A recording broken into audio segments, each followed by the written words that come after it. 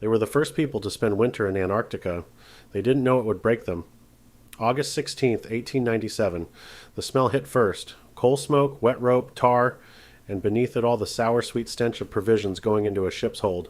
The RV Belgica sat low in Antwerp harbor, her wooden hull creaking as stevedores loaded final crates.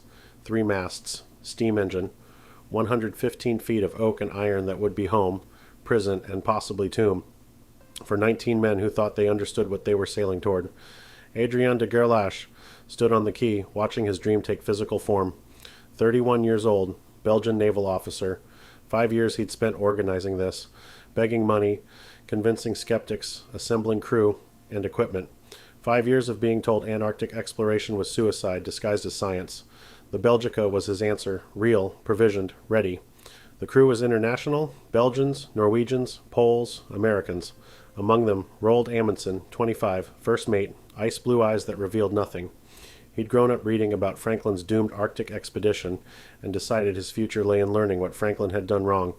Frederick Cook, 32, American physician who'd wintered in the Arctic and returned with his men alive. That knowledge was worth any risk. Cook inspected medical supplies below decks, morphine, quinine, bandages, surgical instruments, everything needed to treat injuries months from the nearest hospital. He didn't pack anything specific for scurvy. Nobody did in 1897. The disease was known, but its cause mysterious. August 19th. The Belgica departed to modest crowds. This was science, not glory-seeking. Newspapers gave brief mentions. Most readers forgot before finishing breakfast. They sailed south through familiar waters. Rio de Janeiro, Montevideo, Punta Arenas. Each stop further from civilization. The crew felt it, conversation quieter, laughter less frequent. They were approaching blank spaces on maps. January 1898, Drake Passage. Storms that made experienced sailors vomit, waves 40 feet high, wind that tore sails. For 3 days the ship climbed mountains of water and plunged into valleys where sky disappeared. Then through. Ocean calm, and ice appeared. First scattered bergs, then larger formations, finally pack ice. Frozen ocean stretching to every horizon. Temperature 5 degrees Celsius. Warm by Antarctic standards. Deadly by human ones. They worked along the Antarctic Peninsula's western coast, threading through channels, mapping shorelines that existed on no chart. De Gerlache named features, Gerlache Strait, Brabant Island. The maps filled in. Each measurement added knowledge where only speculation had existed. But it was late. February, Antarctic summer ending. Each day the sun set earlier. Ice thickened. Channels that had been open water in morning froze solid by dusk. The Belgica pushed deeper, searching for passage, finding instead an environment closing around them. February 15th, de Gerlache faced his decision. Turn north immediately, safety but limited achievement, or push south, risk but unprecedented discoveries. He called a meeting. Officers gathered. LeCointe, Artowski, Cook, Amundsen. He presented options. Nobody voted to turn back. These men had volunteered for Antarctic exploration. Safety wasn't why they'd come. February 28th, morning. The Belgica sat motionless in pack ice 70 miles from land. During night, temperature had dropped to -15. Channels between flows had frozen solid. The ship was locked, held by ice that compressed around the hull with pressure that made oak timbers groan. De Gerlache ordered full steam. The engine hammered. The propeller churned water and ice. The ship shuddered, but didn't move. They tried for 3 days. Backed and rammed. Used ice saws. Brutal work that left men gasping. Employed explosives that cracked ice but didn't break it. Nothing worked. March 3rd. De Gerlache gathered the crew on deck. 19 men in landscape of white extending beyond sight. The sun hung low. In a month it would be gone. His voice was steady. They were trapped. Winter was coming. They would not escape. The Belgica would become the first ship to winter in Antarctica. The silence that followed had texture. Understanding of what was coming. Months of darkness and temperatures that could kill in minutes. Complete isolation. No rescue possible. They would survive or die based entirely on their own resources. The ice pack drifted south, a few miles daily. Ocean currents moved millions of tons of frozen sea, and the Belgica moved with it. The crew watched landmarks and tracked their movement. Always south, deeper into unknown waters. March became April. The sun circled lower each day. Twilight stretched longer. Temperature dropped. -20 became normal. -30 common. Men working outside needed to cover every inch of skin. Exposed flesh froze in under a minute. Routines were established to maintain sanity. Scientific observations continued. Meals served at regular times. Ship's biscuit, tinned meat, coffee more ritual than refreshment. Men gathered in the wardroom, ate in silence increasingly heavy. April 17th. 4 days before the sun would set for the last time, a sailor stood on deck watching twilight. The sky was purple and orange, colors so vivid they seemed artificial. He'd seen polar nights in Norway, sun below horizon for weeks. But those nights had twilight. This would be different. Complete darkness. Total. Absolute. April 21st. Noon. The sun touched the northern horizon, balanced there, then slipped below, and didn't rise. The darkness wasn't night as humans normally experienced it. It was oppressive. Physical. A weight that pressed down. No moon, no stars through perpetual clouds. Just blackness so complete that men standing inches apart couldn't see each other. De Gerlache ordered lanterns lit throughout the ship. Whale oil lamps provided circles of yellow light but couldn't penetrate darkness beyond. The wardroom became an island of visibility in an ocean of black. Men gathered there because the alternative, sitting alone in lightless cabins, was unbearable. The first week wasn't terrible. Novelty made it interesting. Men joked about eternal night. The second week was harder. Jokes stopped. Conversations became sparse. By the third week, something was breaking. The human mind wasn't designed for this. Circadian rhythms evolved over millions of years were being violated. Men found themselves exhausted at what should be noon, wide awake at midnight, except there was no noon or midnight anymore. Sleep became strange. Men lay in bunks for 16 hours, not resting, but hiding from consciousness. Dreams turned vivid and disturbing. Waking brought crushing disappointment. The darkness remained. May arrived. Temperature minus 40 Celsius. Ship's heating barely kept interior spaces above freezing. Condensation froze on walls, creating ice formations that grew daily. Everything damp, everything cold. The hull creaked constantly. Sounds that in darkness became ominous. Cook noticed symptoms first. Bleeding gums, weakness, joint pain, scurvy. He approached de Gerlache. They needed to hunt. Fresh meat. The commander looked at him with eyes showing 1,000-yard stare. Hunt where? In darkness? In cold that could kill in minutes? Amundsen volunteered. He'd been preparing for this. He took 2 men, roped together, carried lanterns that provided 5 feet of visibility, stepped into absolute darkness and cold that seared lungs. The ice was uneven, pressure ridges impossible to see. Amundsen moved by touch, testing each step. They found a seal breathing hole, weighted in cold that penetrated every layer. The seal surfaced. Amundsen killed it. They dragged it back, navigating by faint glow of ship's lanterns. The fresh meat helped. But hunting was dangerous. One sailor got lost, wandered 2 hours before stumbling back by luck. Another developed frostbite so severe his toes turned black. June brought psychological collapse. Men stopped speaking, sat in darkness staring at nothing. Some developed paranoia. Arguments erupted over nothing. Violence that had to be physically stopped. De Gerlache retreated to his cabin, days lying in his bunk in darkness. The burden of responsibility crushed him. His decisions had trapped these men. Leadership fell to others. Lecointe maintained the ship. Cook managed medical crises. Amundsen organized hunting. July 15th. A sailor went on deck and didn't return. They found him 3 hours later, sitting on ice, not moving, frozen solid, his face peaceful. They buried him in the ice, carved a grave, wrapped him in canvas. 1 man had escaped. 18 remained. August brought cold that shouldn't support life, minus 50 Celsius. Breath froze into crystals that fell tinkling. The ship screamed, wood contracting, metal fracturing. Then September 10th, someone on deck shouted. There, on the northern horizon, was a glow. Faint, almost imaginary, but real. Twilight. The sun still below horizon, but close enough that light scattered. 20 minutes of not quite darkness. The effect was electric. Men who'd been catatonic became animated. Spoke. Laughed. Some cried. Light existed again. But they were still trapped. Ice extended to every horizon. Unbroken. Solid. The ship sat frozen. Imprisoned. The sun returned fully. September 21st. After 121 days of night. And with sun came understanding of what they'd survived and what remained. 7 months trapped. Food adequate for another year. Medical supplies depleting. Scurvy fought to a draw. Frostbite had claimed fingers, toes. Psychologically, the crew was shattered, and they were still frozen with no clear path to freedom. Amundsen proposed they cut the ship free. Use saws, explosives, brutal labor. It would take months, but action was better than waiting. They began October 1st, 10 men sawing ice 3 feet thick, 10 hours daily, removing thousands of tons 1 painful foot at a time. Hands froze to saw handles, faces developed frostbite, but they kept cutting. 6 weeks, 400 feet of channel. The nearest open water was 300 feet away, and ice was thickening faster than they could cut. They were losing. November brought despair deeper than winter darkness. Summer was here. Ice should be breaking up. Instead it was solid. Cook proposed a different approach. Create a pool around the ship. Use explosives to fracture ice. Wait for currents to open the pack naturally. They worked through December. Chipped ice. Hauled fragments. Created a pool 50 feet across. And waited. January 1899. 13 months trapped. The ice pack drifted north. Slowly. A few miles per week. Carrying them toward open water at a pace that might free them in months or never.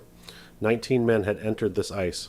17 remained. They learned what Antarctic winter cost. Whether they'd survive to share that knowledge was uncertain.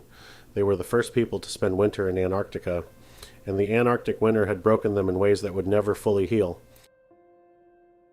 In January 1899, the ice should have been breaking. Summer in Antarctica, 24-hour daylight, temperatures climbing toward zero, the pack fragmenting as it did every year. Except around the Belgica, the ice remained solid, 3 meters thick, unmoving, indifferent. Henrik Arctowski measured it daily, driving the calibrated rod down until it hit seawater, recording numbers that never changed. His hands shook when he wrote. Not from cold, -10 was practically warm, but from something that had started in the dark months and hadn't stopped when the sun returned. A tremor, constant, like his nervous system had forgotten how to be still. The crew had cut their channel, created their pool, exhausted themselves in labor that accomplished nothing. The ice held them with the patience of geology. Human effort was irrelevant. In his cabin, Frederick Cook inventoried medical supplies for the 3rd time that week. The ritual of counting gave structure to days that otherwise blurred into meaningless succession. Morphine, 12 bottles, bandages, adequate, scurvy treatments, none that worked. Adam Tollefson lay in his bunk with gums so swollen he couldn't chew. His teeth were loose. Cook spooned broth into his mouth, thin liquid made from boiled seal bones, and watched him struggle to swallow. Without fresh food, Tollefson would die slowly, his body consuming itself. Sometimes Cook would see Karl Vinke walking past the wardroom door, dead 4 months but still visible in peripheral vision, the mind-creating presence to fill absence. Cook would call out before remembering, then stand there feeling foolish and terrified of what his brain was doing. De Gerlache emerged from his cabin after 4 days inside. His uniform hung loose, 20 pounds lost, face gaunt, eyes sunken, skin gray. He'd commanded this expedition. His decisions had brought them here. That knowledge was eating him alive. He spoke to LeCointe in rapid French, gesturing at charts. Maps showing their estimated position, guesswork, since the ship drifted with ice in patterns no one could predict. They were north of where they'd been trapped. The ice pack was carrying them toward open water. The question, would it release them before winter returned? LeCointe pointed to calculations. At current drift, they'd reach the ice edge in 3 months, maybe 4. Food would last. The ship was sound. And if we don't reach the edge? De Gerlache's voice barely audible. If the ice holds through another winter? Silence. The possibility was unthinkable. The first winter had broken them. A second would finish it. On deck, Amundsen organized another hunt. 6 men roped together, carrying rifles. The weather could change instantly. Clear sky to whiteout in minutes. The ropes were insurance against the Antarctic's casual lethality. They found seals 300 meters out. Weddell seals hauled onto ice, breath steaming. Amundsen shot one cleanly. Blood spread across white ice in arterial spray. Vivid red. Life becoming absence. They butchered it, on sight. Knives had to be warmed over fire because metal at -10 would freeze to flesh. The meat was dark, almost black. Smelled like iron and ocean and something musky that made stomachs turn even, while mouths watered. Cook supervised preparation. The meat had to be cooked thoroughly. Parasites were common, but served quickly. Fresh meat was their only defense against scurvy, though no one understood why. The crew ate in silence. The seal was chewy, gamey, nothing like real food, but gums stopped bleeding after eating it. Energy returned. Empirically, it worked. Except they couldn't hunt enough. The mathematics were brutal. 17 men needed 40 kilograms of food daily. A seal provided 60 kilograms of usable meat. They needed 5 seals weekly just to supplement tinned provisions, and seal colonies appeared and disappeared according to patterns no human understood. The tinned provisions were finite. 8 months remaining at current consumption. 8 months before they'd be entirely dependent on hunting. February became March, second autumn. The sun began setting earlier. Not darkness yet, but the days shortening. The slide toward winter making itself known. The psychological effect was immediate. Men who'd been functional became catatonic. sat staring at walls, stopped speaking. The prospect of another polar night was breaking them preemptively. LeCointe found Jules Millertz standing at the rail with a rifle, not hunting, just standing, holding the weapon, looking at ice that extended forever. The implication was clear. LeCointe took the rifle gently, spoke in French, tone calm, voice you'd use with someone on a ledge. Millertz let it go without resistance, allowed himself to be led below, sat in the wardroom staring at nothing while Cook examined him for injuries that weren't physical. He's not sick medically, Cook told LeCointe, but his mind is breaking. I don't have medicine for that. They established watch rotations. Never leave anyone alone on deck. Never let anyone have unsupervised access to weapons. Suicide watch, though nobody used that term. The ice pack continued drifting north, agonizingly slow. Few kilometers daily. Progress tracked against distant mountains. They were moving, just not fast enough. March 20th, autumn equinox. 12 hours day, 12 hours night. The balance wouldn't last. Each day forward would have less light until the sun disappeared entirely. That evening, Cook called emergency meeting. Officers only. LeCointe, Amundsen, Arctowski. De Gerlache invited, but didn't attend, remaining in his cabin. We're not surviving another winter, Cook said. Not psychologically. The first broke us. A second will finish it. Men will die. Some from scurvy. Others will kill themselves. We need off this ice before the sun sets. Amundsen leaned forward. How? We've tried everything. We leave the ship. Silence. The suggestion was insane. Leave their shelter, their supplies, their only protection, and go where? Cook spread a chart. 200 kilometers to Peter the First Island. We take sledges, walk, reach land before winter, build shelter, survive until next summer, signal a whaling ship. LeCointe shook his head. 200 kilometers, hauling sledges, half the crew can barely walk. Half will die anyway if we stay. Walking gives us agency. Arctowski studied the chart. The ice drifts north. We walk south. We might walk 200 kilometers and end up further from land. The meeting dissolved into argument. No conclusion reached. Everyone returned to duties. Problem unsolved. April arrived. Sun setting for several hours nightly now. Not polar night yet, but approaching. Darkness coming back. And with it, fear. Men started hoarding food. Cook discovered private stashes. Tins hidden under bunks, biscuits wrapped in cloth. He understood the impulse. Control something, anything, hoard food, trust nobody. He reported to LeCointe, who made a decision that would have required de Gerlache's approval if the commander had been functional. All food was now communal, locked in stores, distributed only at meals. Anyone caught hoarding would have rations reduced. The order nearly caused mutiny. Men shouted in multiple languages, accused officers of tyranny. Ludwig, a Danish sailor, threw a plate at LeCointe. Tin clattered off the bulkhead inches from his head. Amundsen stepped forward, 6'2", lean but powerful. Next man who throws something goes off the ship. You'll survive on the ice. See how long you last alone. Nobody threw anything else, but resentment was palpable. The crew was fracturing. Belgians versus Norwegians, scientists versus sailors. Unity from the first winter was disintegrating. April 15th, storm hit. Wind 60 kilometers per hour, temperature minus 20, visibility 0. Snow accumulated faster than men could shovel. The ship shook like something alive and frightened. When weather cleared, someone was missing. Emile Danko, Belgian officer and magnetician. Gone. They found him 200 meters out, lying in snow, frozen, eyes open, expression peaceful. Maybe he'd walked into the storm deliberately. Maybe gotten disoriented. Either way, dead. They buried him next to Vinca, 2 graves in ice. 2 men who'd started this expedition and wouldn't finish. 16 remained. That night the crew gathered in the wardroom. Cook spoke, voice steady, despite everything. We've lost 2 men. We'll lose more if we don't hold together. I know you're scared. I'm scared. But fear makes us animals. We're human. We survive by helping each other. The words sounded hollow, but what else was there? No rescue coming. No escape possible. Just each other and hope the ice would release them before they all went mad or died. April 22nd. Sunset and didn't immediately rise. Days now shorter than nights. Darkness winning. May brought the psychological collapse Cook had predicted. Men stopped bathing, stopped changing clothes. Personal hygiene required effort that seemed pointless when you might die tomorrow. The ship began to smell. Unwashed bodies, chamber pots, seal meat going rancid in corners where it had been dropped and forgotten. Arguments erupted over nothing, a borrowed knife, a perceived insult. Violence stopped only by physical intervention. One fight, between two Norwegians whose names Cook never learned, ended with both men bloody, one with broken fingers, the other with a gash above his eye that needed stitching. Cook sewed the wound by lamplight, his hand steady despite the screaming. The man, young, maybe 20, thrashed while Cook worked, not from pain, but from something else. Claustrophobia. The ship was too small, the ice too vast. The juxtaposition was driving them insane. De Gerlache stopped emerging from his cabin entirely. LeQuaint brought him meals that returned uneaten. The commander was dying by choice, his body shutting down because his mind had decided survival wasn't worth the effort. Cook forced his way into the cabin on May 10th. The smell hit him first, unwashed human, chamber pot, something sour underneath. De Gerlache lay in his bunk staring at the ceiling. He'd lost more weight. His uniform lay discarded on the floor. He wore only undergarments, his body skeletal.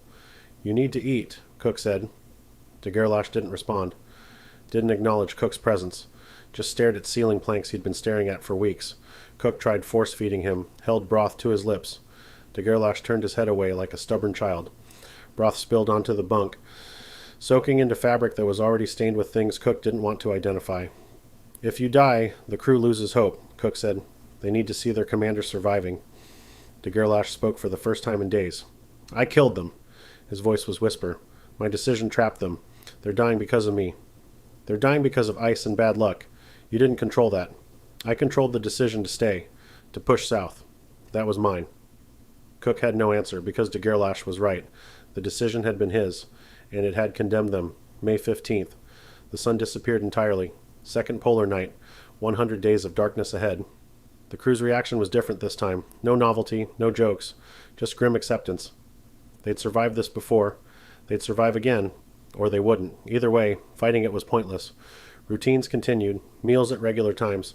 Scientific observations, though, no one cared about data anymore. Work shifts that accomplished nothing but filled hours that would otherwise be spent contemplating death. The darkness brought hallucinations. Men saw things that weren't there. Arctowski reported seeing his mother standing on the ice, calling to him in Polish. He'd gone to the rail, ready to climb over, before Amundsen grabbed him and dragged him back. Cook saw entire cities in the darkness, buildings with lit windows, streets with people walking. He knew it wasn't real. His rational mind understood, but the visions were so vivid that sometimes he'd forget and reach out to touch them before his hand met empty air. The worst were the sounds, voices calling from outside the ship, scratching on the hull, footsteps on deck when no one was there. The crew would investigate and find nothing, just darkness and ice and their minds creating threats to explain the fear. June brought temperatures that dropped to -50. The ship's heating barely kept interior spaces above freezing. Men slept in all their clothes plus blankets, huddled together for warmth that was more psychological than physical. Scurvy returned. Despite the seal meat, despite Cook's efforts, men's gums began bleeding again. Teeth loosened. Old wounds that had healed reopened spontaneously, the body breaking down as vitamin deficiency progressed. Cook treated them with what he had, fresh meat when available, hot broth, encouragement that sounded hollow. 3 men were bedridden, 2 more were declining. The mathematics were clear. At current rate, half the crew would be dead or incapacitated before spring. July brought the first serious talk of cannibalism. Not openly, no one would admit considering it, but in whispered conversations that stopped when officers approached. If someone died, would eating them be worse than starving? The human body contained nutrients, protein, fat, everything needed for survival. Cook heard the whispers and said nothing. What could he say? That it was immoral? They were beyond morality. That it was unhealthy? Starvation was unhealthier. He just hoped they wouldn't reach that point. Hoped the ice would break first. August 10th, middle of the second winter, 68 days since the sun had set, 52 days until it would rise. That night someone screamed, not pain, terror, pure, absolute terror. The sound echoed through the ship, waking everyone. Cook ran toward the sound, found Ludwig in his bunk thrashing, eyes open but seeing something that wasn't there. Screaming in Danish words Cook couldn't understand but whose meaning was clear. Horror, monsters, death coming. It took 3 men to hold Ludwig down while Cook administered morphine. The screaming continued even after the drug should have worked, high-pitched and inhuman, until finally his body went limp and consciousness fled. Cook checked his pulse. Still alive, just broken. Whatever Ludwig had seen in the darkness had shattered something fundamental. The crew stood in the corridor watching. Their faces in lamplight looked skeletal, eyes sunken, skin stretched tight over bone. They looked like what they were becoming, ghosts, men dying by inches. "Back to your bunks," LeQuaint ordered. His voice had the mechanical quality of someone who'd stopped feeling anything. They obeyed. shuffled back to their spaces, lay down in darkness, waited for morning that wouldn't come for 52 more days. Cook sat with Ludwig through the night. The man's breathing was shallow but steady. Whatever he'd seen, whatever his mind had conjured, it had been real enough to break him. Cook wondered what he'd see when his own mind finally broke. Wondered if he'd scream like Ludwig or go quietly like de Gerlache. Wondered if madness might be mercy compared to staying sane in this frozen hell where darkness never ended and hope had died with the sun. September 1899.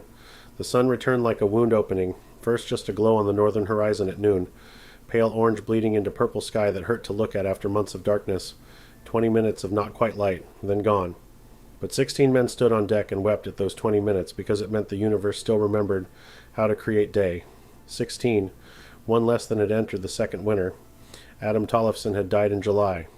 Cook had been with him at the end, spooning broth into a mouth that could no longer swallow, watching gums so swollen they'd split open and bled constantly. Tollefson's last words were in Norwegian, something about his mother. Then his breathing stopped. Just stopped, like a clock winding down. They'd buried him next to Danko and Vinka, 3 graves in ice. Cook had said words from a Bible he didn't believe in anymore, standing in darkness so complete he couldn't see the bodies he was committing to frozen ocean. The service lasted 5 minutes. Staying outside longer would have killed the living. The survivors looked like they'd already died. Faces were skulls wrapped in translucent skin, eyes sunken so deep the sockets looked empty and certain light. Georges Lecointe was missing 4 teeth. They'd fallen out in his sleep, scurvy dissolving the bone that held them. He'd woken with them on his pillow, blood on his lips, and said nothing. Just wrapped them in cloth and put them in his pocket like some men kept photographs. Frederick Cook's hands shook when he held instruments, not the tremor of age or disease, but damage to nerves from months of operating in cold that froze tissue at the cellular level. He could still work, could still treat injuries and dose medicine, but his fingers didn't quite obey anymore. Sometimes he'd reach for a scalpel, and his hand would move 3 inches to the left, grasping air. In his cabin, Adrien de Gerlache lay dying with deliberate slowness. Cook checked on him daily, lifting the commander's wrist to feel pulse that was barely present. De Gerlache's eyes were open, but saw nothing. His lips moved occasionally, forming words in French that Cook couldn't hear. The cabin smelled like death, like tissue breaking down, like a body giving up one system at a time. "You need to eat," Cook would say, knowing it was pointless. De Gerlache never responded, just stared at ceiling planks, his mind somewhere else, somewhere the ice couldn't reach. But the sun's return changed the others. Not dramatically. No one had energy for drama, but something shifted. Men who'd been lying in bunks, staring at darkness for 16 hours daily began moving around the ship. Conversation started again, halting and awkward, like relearning a language. Roald Amundsen called a meeting the evening of September 20th. Officers and senior crew in the wardroom. The space was too small for 16 men, but they crowded in anyway, shoulder to shoulder, breathing each other's air that tasted like rot and unwashed bodies in desperation. "We will not survive a 3rd winter," Amundsen said. No preamble, just fact stated, in his thick Norwegian accent. "Food runs out in 3 months. Medical supplies are gone. We are dying. The ice must release us before autumn, or we die here. All of us." No one argued. The mathematics were simple. 3 months of food. 6 months until the next summer when ice might break naturally. The equation didn't balance. "So we make the ice release us," Amundsen continued. "We cut a canal from the ship to open water, 1 kilometer. We remove 10,000 tons of ice. We work until we're free or dead." Henrik Arktowski's voice was barely audible. "We tried cutting last year. We cut a channel. Not enough. This time we cut everything. Shifts rotating every 4 hours. No rest days. No exceptions." Cook spoke up. "Half the crew can barely stand." Amundsen looked at him with eyes that were ice blue and completely empty of sympathy. "Then they work sitting down, or they die lying down. Those are the options." The vote was unanimous because there was no alternative. September 25th. First day. Amundsen organized teams of 4. The tools were ice saws, 6-foot blades, 2-man operation. 1 man pushed while the other pulled. The motion cut through ice 3 meters thick at a rate of approximately 1 centimeter per minute. Cook watched the first team work. Push, pull. The saw blade disappeared into ice, emerged on the other side. Push, pull. The sound was rhythmic, almost hypnotic. A scraping that set teeth on edge. Push, pull. After 10 minutes, the men were gasping. After 20, their arms were shaking. After 30, they collapsed and the next team took over. Cook timed it. 30 minutes of sawing before physical failure. 4 men per team. 8 teams rotating. That meant each man sawed 30 minutes every 4 hours. The rest of the time was spent hauling ice chunks out of the canal, fragments weighing hundreds of kilograms that had to be moved with ropes and pulleys and brute force.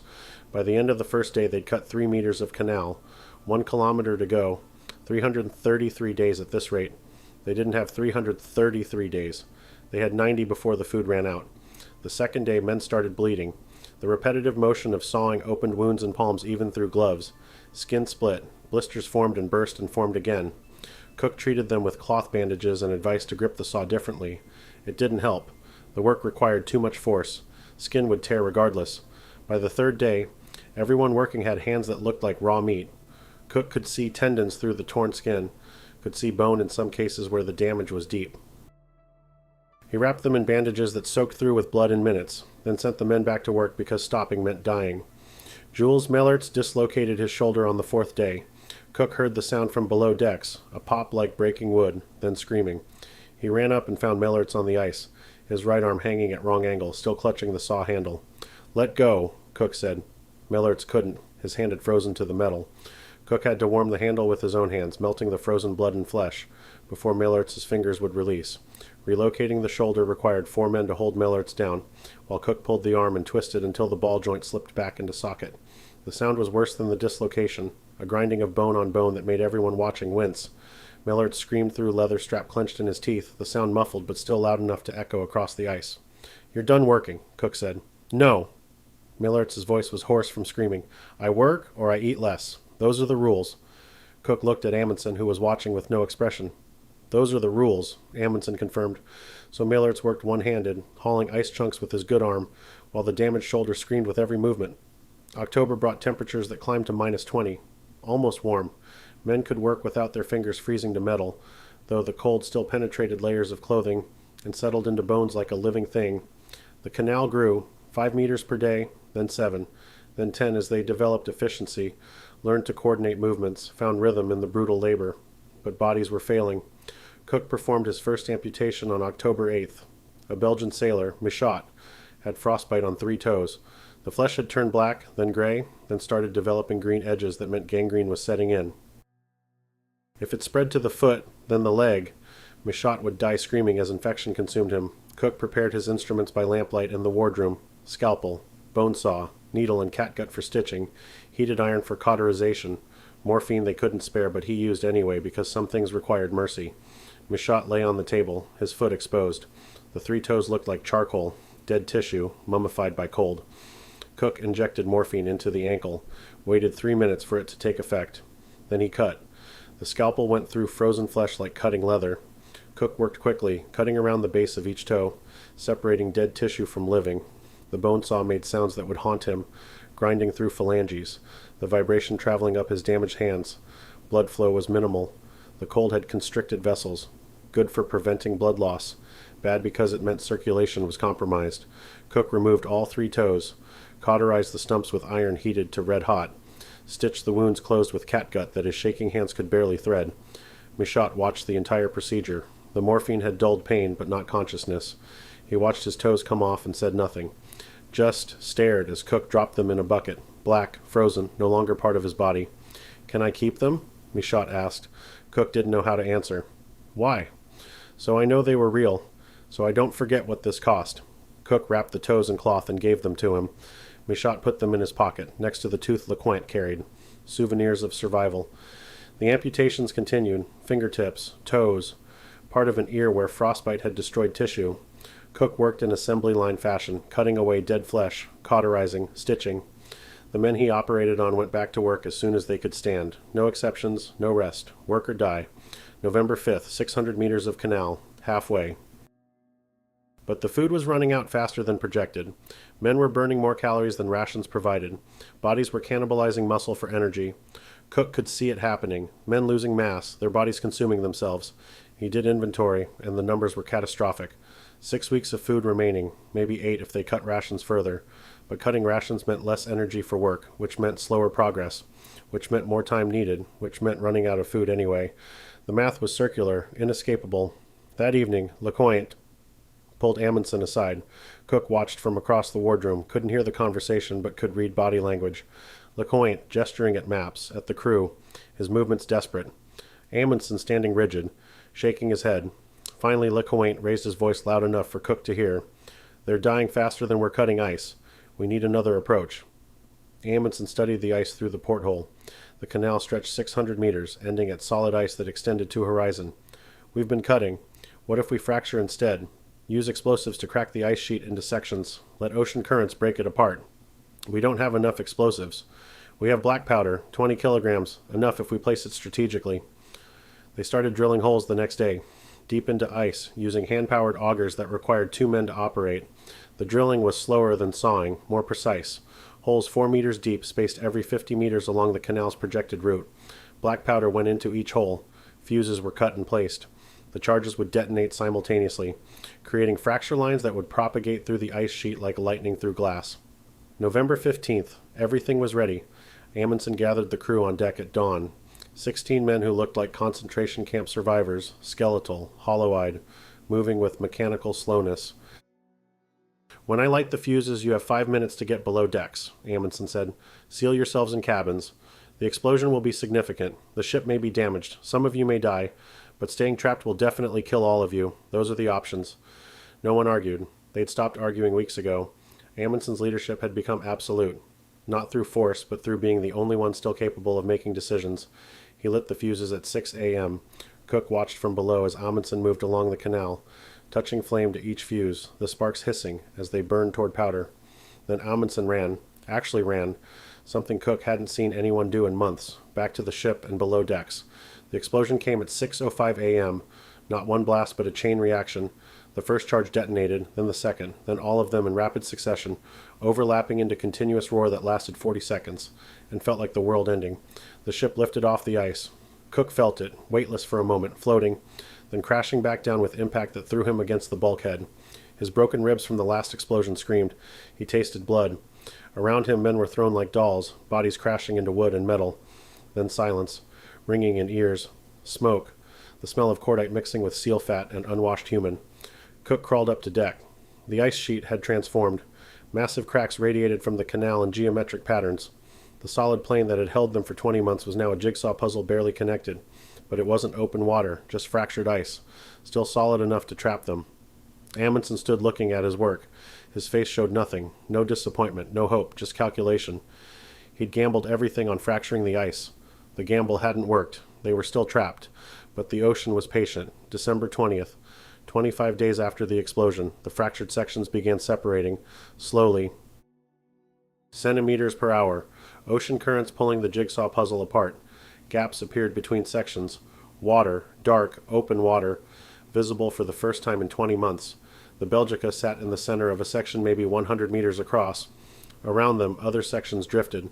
The gaps widened, became channels, became possibility. LeCointe ordered the engine fired, coal loaded, steam raised.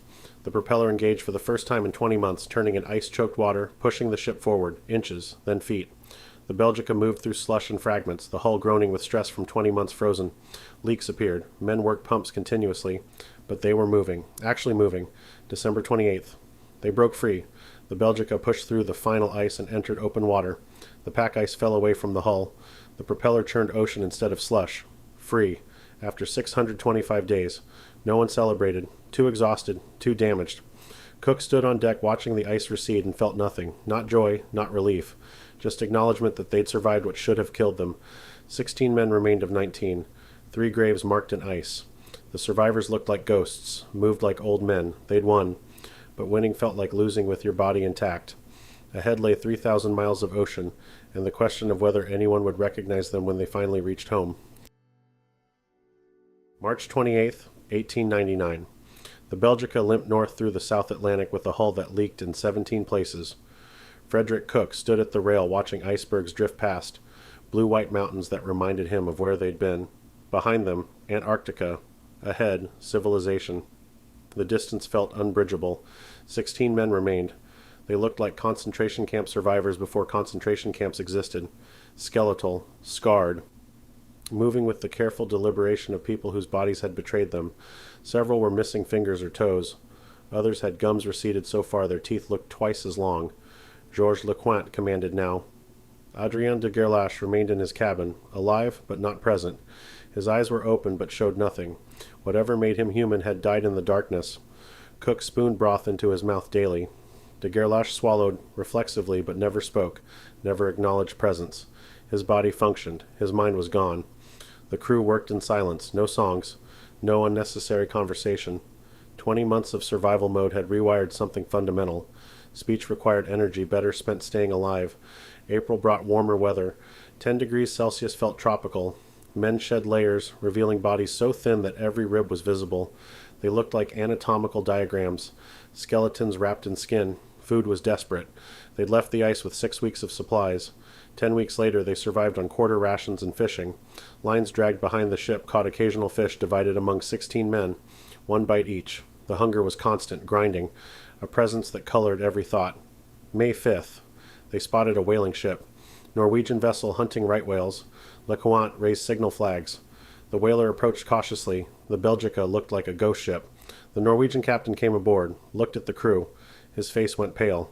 Jesus Christ, what happened? We wintered in Antarctica, LeCointe said. 20 months trapped. We need food, medicine. You wintered?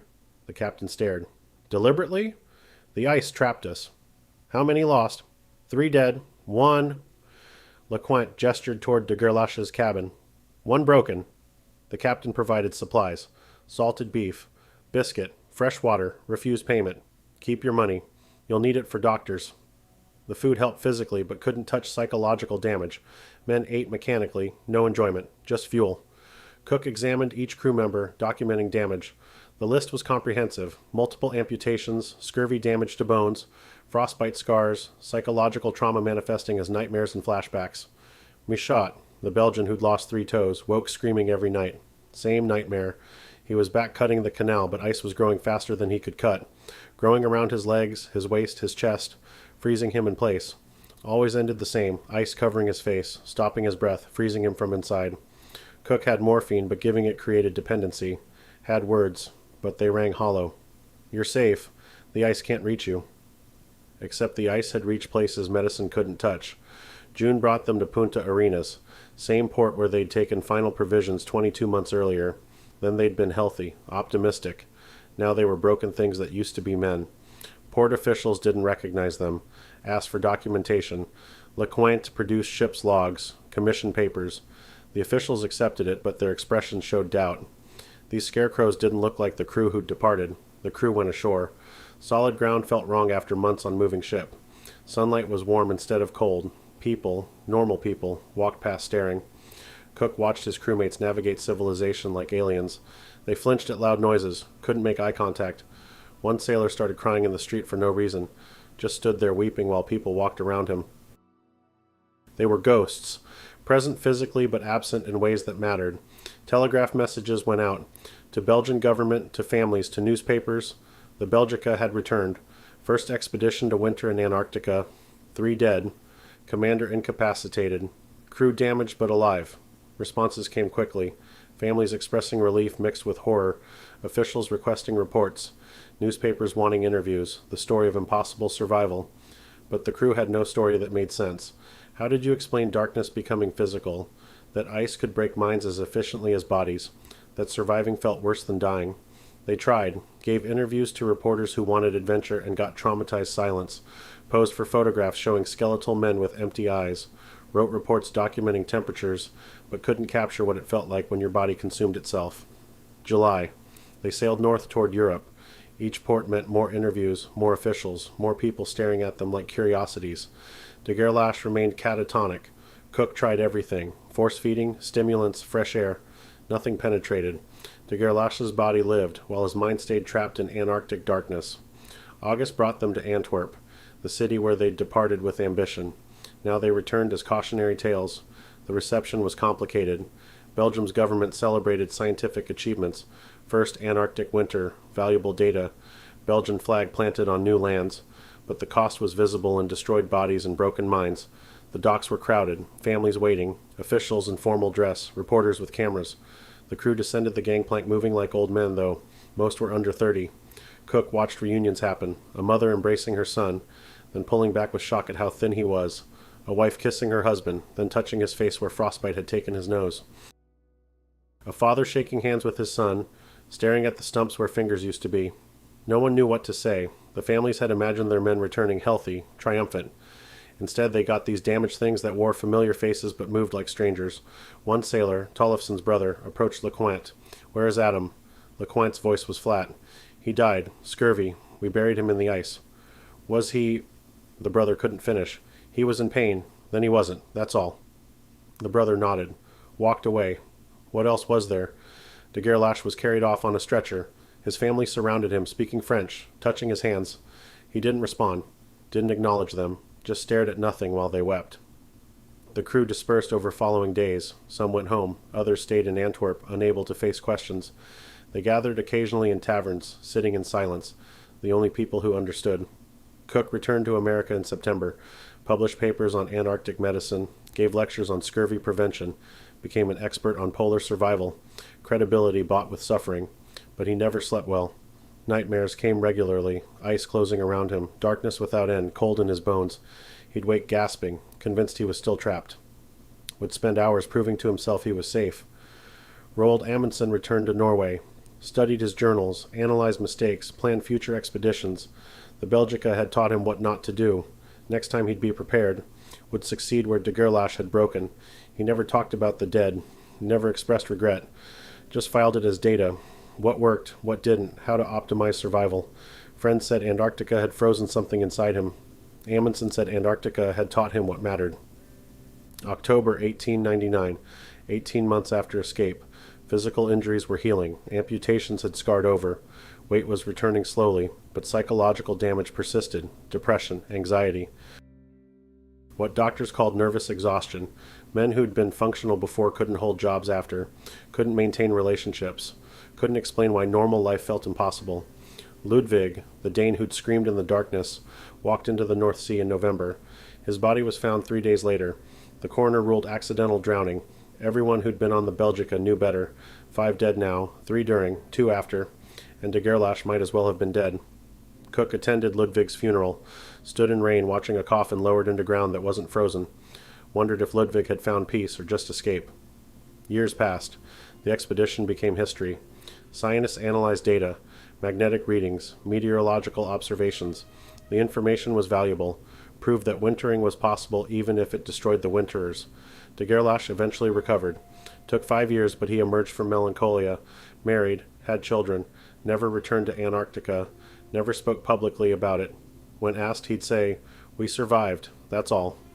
But those who knew him said he was different. The man who'd commanded the Belgica never fully returned. Something had been left in the ice. Amundsen became legendary. First to navigate Northwest Passage, first to reach South Pole. Greatest polar explorer in history, his success built on lessons from those 20 months trapped.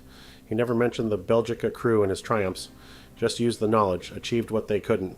Cook led his own expeditions, claimed to reach the North Pole in 1908. The claim was disputed, discredited. He died in disgrace, but his medical contributions remain valid. His scurvy prevention techniques saved lives. The last surviving crew member died in 1959, 60 years after escape. Asked what he remembered most, he said, "The silence. Not quiet, silence, like the universe stopped making sound. That silence lives in my head." Never left. The Belgica was sold, converted to cargo service, sank in 1940. No monument, just records and archives. The 3 graves remain in Antarctic ice, or did. By now the ice has drifted north, melted. Vinca, Danko, Tollefson, their names in history books. Their bodies scattered molecules in salt water. They were the first to winter in Antarctica, proved humans could survive impossible conditions. But survival came at cost measured in destroyed bodies and broken minds. The expedition's legacy is complex. Scientific success purchased with suffering, knowledge gained through trauma, proof that humans could endure, but also proof that enduring left scars that never healed. Antarctica remembered them in ice cores and data, but the ice didn't care whether they survived or died. Just was, eternal, indifferent, beautiful and deadly and without mercy. They'd gone south seeking knowledge and glory, returned with knowledge and trauma. Whether the trade was worth it depended on who you asked and when. Sometimes the survivors said it was worth it. Sometimes they said nothing. And sometimes when memories came back they wished they'd never seen Antarctica at all. But they had survived it, and that experience marked them forever.